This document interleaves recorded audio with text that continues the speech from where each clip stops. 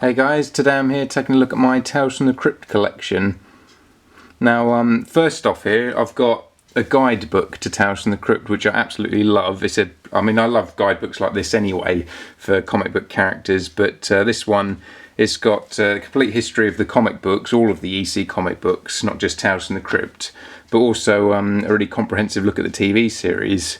Now, it also touches upon other aspects of Tales from the Crypt's history, like the Amicus movies and the cartoon series and the toy line. But its main focus is on the cartoon, on the comic books, and the live-action TV series, which are the two most kind of well-known facets of the franchise. And I also love how the cover is done in the same style as the comic book covers, as you'll see now as I move on to the book series. These hardback volumes. Reprints of the old EC comics. Sorry about the shaky camera work. Now these are absolutely fantastic books. They're really beautiful.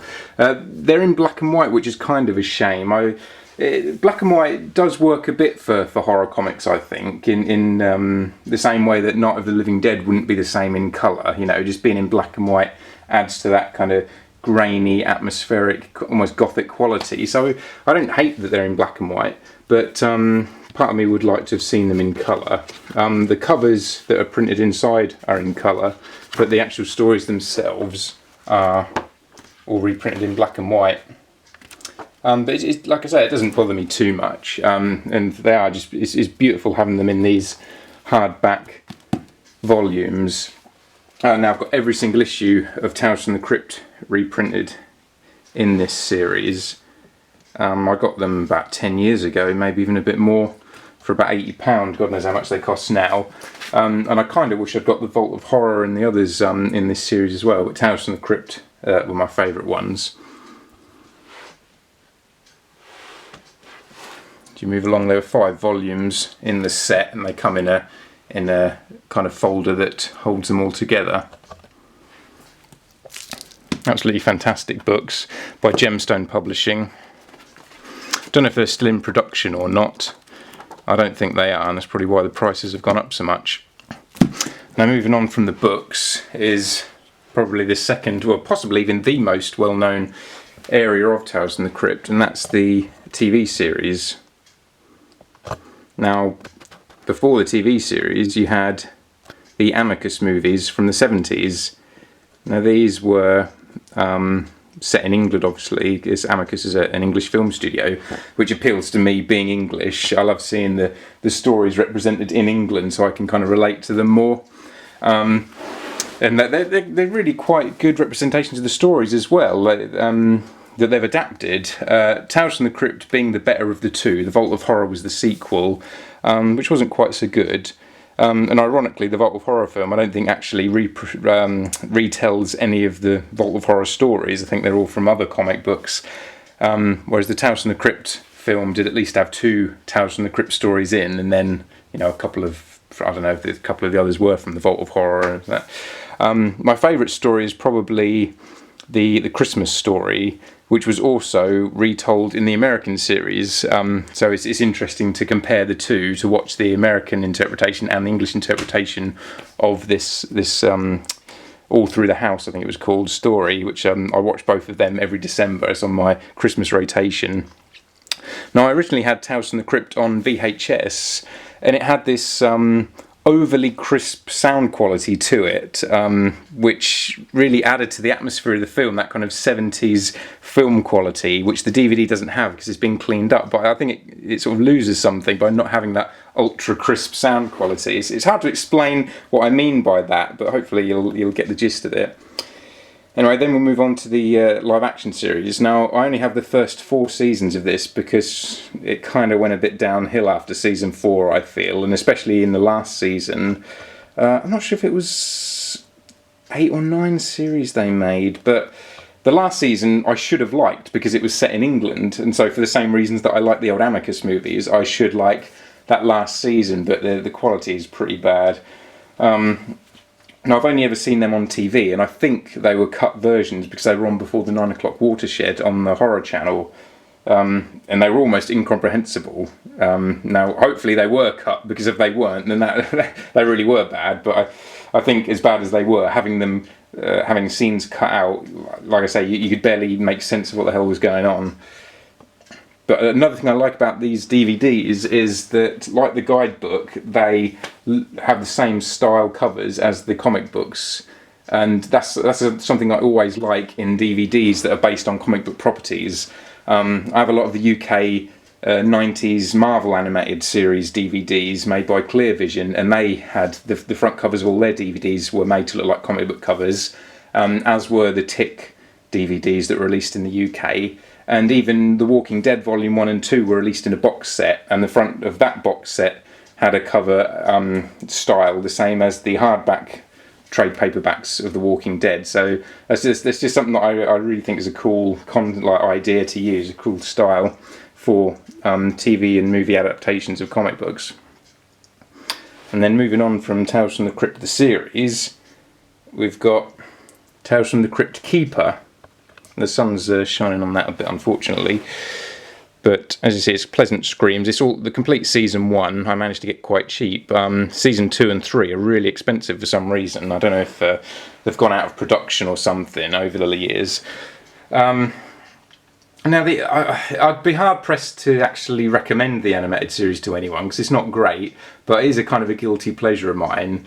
And there are some okay episodes, so if you're a fan of Tales from the Crypt and just want to consume everything, it's interesting to see the Crypt Keeper in animated form and voiced by the same guy who does the live action series. I'm also got a bit of nostalgia about the first season, because that was my first introduction to Tales from the Crypt. It was through the cartoon series, before I knew anything about the comics or the live action series. And so I kind of have a fondness for that first season due to that. And it is cool that they got the same guy, John Cassier, I think his name is, to voice the Crypt Keeper in both incarnations. Now, moving on from those, I do have some of the separate comics. Now, not the originals, unfortunately, because they were extremely rare and expensive. But I have a few of the reprints from the 70s and I think the 90s. They don't quote me on that, I'm just guessing. I can't actually quite remember now, but they did reprint them.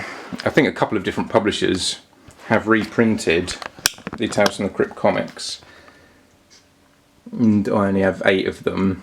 I don't actually need the Tales from the Crypt reprints, because I have them all in the book series, but purely for nostalgia, because this is the first Tales from the Crypt comic I ever bought, I'm always going to keep that one. But the rest are a couple of issues of the Vault of Horror reprinted,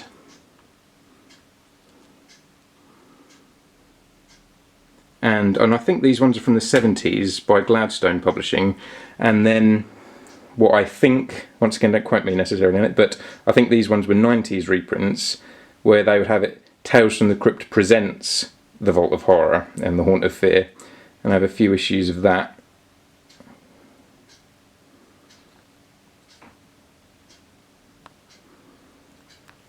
Where they would reprint 2 of the original issues in each one issue of those comics. Usually the backup story was one of the lesser known EC series, such as Weird Science and whatnot. Now, last and unfortunately least, I also got some of the Tales from the Crypt books that a publisher known as Paper Cuts produced. Now, these I'm really not that fond of. They came out between 2007 and 2010, and when I first heard of them, I was a bit dubious. I was cautious, but I was excited still for these books, because I love the idea of a new Tales from the Crypt series, not just reprinting the old ones, not just retelling the old stories, but actually new stories. You know, a contemporary Tales from the Crypt is a good concept, but it just really wasn't pulled off very well with these books.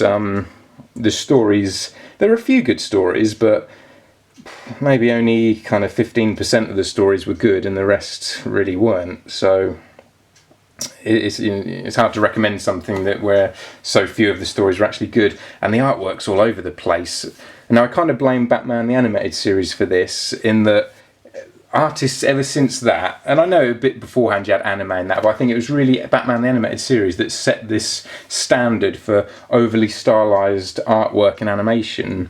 Now, I love Batman the Animated Series. I'm not knocking Batman the Animated Series whatsoever, but I think too often now in comic books and in cartoons, they're just desperately trying to have this unique style and add their own flavour to the artwork, rather than just drawing some good artwork that fits the story. And nowhere is it more represented than in these paper cuts Tales from the Crypt books, where the artwork just doesn't suit the tone that I want from Tales from the Crypt, and it does just smack of an artist desperate to imprint his own style into it, rather than doing what's actually best for the story in the comics.